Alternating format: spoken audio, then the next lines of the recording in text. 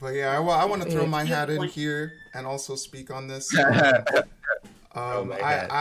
I definitely contrast with Fedor in my belief. I think absolutely that we are slowly chipping away at these, ancient ideas of like race and separation, segregation based on, ridiculous anti-scientific, anti-logical things.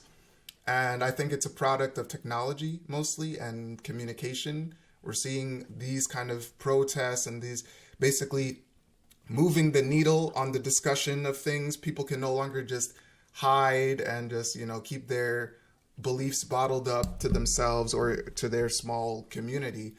However, we're also in a time where people are still adjusting to social media and adjusting to the ability to hear different perspectives and to be able to distinguish like which is real good information and which is like, garbage. So Yeah. we're definitely in a time where there's going to be a lot of chaos, a lot of turmoil, a lot of, you know, really hard swings between, ideologies of like, oh, I'm going to be all the way over here and I don't want to hear anything that they're saying over there. And, coming back, I'm like, okay, maybe I should go listen to this. So it's like, I think the main point is like, if we as a young generation want to get rid of these, old ideas, we got to communicate. We got to have, Yeah. things like this, podcasts and share the talks, don't be scared. I got to share this story because it actually triggered me so badly. So, Rachel, do you know what the platform Twitch is? Twitch.tv? Yeah. Yeah. Yeah. Okay, Definitely. so I've been going on that site a lot because, as we'll talk about in a bit, I've been feeling very lonely. I've been feeling very isolated, due to COVID. I can't go do the things that I normally do, which I love to do, which is to go out, talk, meet new people, share and communicate with each other. So I go to Twitch now because it's, in my opinion, it's one of the best social medias if you want to actually talk directly to someone who's kind of like broadcasting themselves. And so I was scrolling one day and I saw a girl who's, streaming her just chatting, and she said, and in her title, it said something like, "Oh, just hanging out and chilling, come chat slash BLM." And I was like, "Oh, that's nice. I'd like to go hear her, whatever she has to say about that." So when I go in her Yeah. chat and I asked her, I was like, "Oh, BLM, like, how do you feel about it? Why do you support the movement?" Immediately she starts attacking me. She's like, "Oh, I talk about this all the time. Like, I don't need to explain myself to you." And I'm like, "Whoa, whoa, whoa! I'm black. I just want to know like why you support the movement. Like, what is your story? How'd you get into it?" And she's like, "Oh yeah, I'm sure you are. Like, I don't need to like explain. Like, you need to do this research yourself and blah blah blah blah blah." And then she just kicked me out.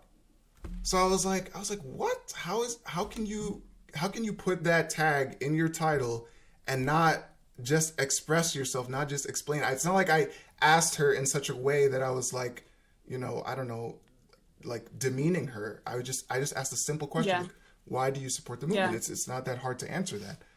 And so I think there's a lot of people who kind of pretend just for the trend to support it, but in actuality, they don't really know why they're supporting. They don't really, know things about it, or maybe they Yeah. just don't have I guess, the skills to communicate it. I really don't know what it is, but Yeah. I actually made for that same reason of the trend or kind of like this like fake support for things.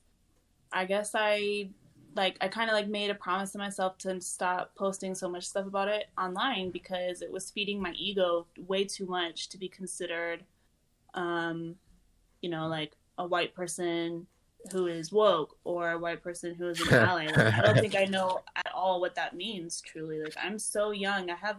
I make mistakes all the time. You know what I mean?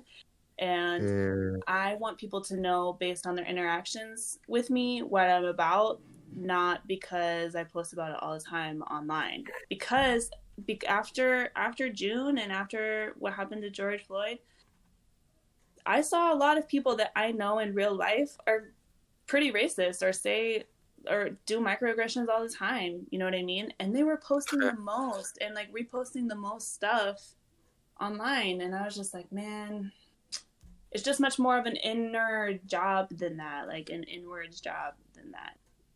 You know what I mean? And I, as a white person, don't get to pick and choose when I talk about it. I talk about it every time it's brought up. Because it's my responsibility. That's just how I feel. It's not just, and this is what I got to say, it's not just white people's responsibility. It's our collective, as a society, as a human society, it's all of our responsibility. Because if we just only put the responsibility on one group, it's just gonna roll back. It's just gonna cause more people to feel like, oh, now only white people can talk about it, or something like that. So it's like we gotta if we want to fix a problem, we have to all be involved in it, and that's just how I feel about it. Yeah. Definitely. Yeah, great thing to put it, you know. And speaking of loneliness, you know, we got this beautiful video. Are you saw the video now? Yeah, I'm ready. Yeah. I've been curious this whole time, you know, like. Yeah, we've been holding this in free. Yeah, well, we had to have a beautiful conversation. You know, I loved what we just covered. So, all right, I'm gonna set it up now. I'm gonna open this.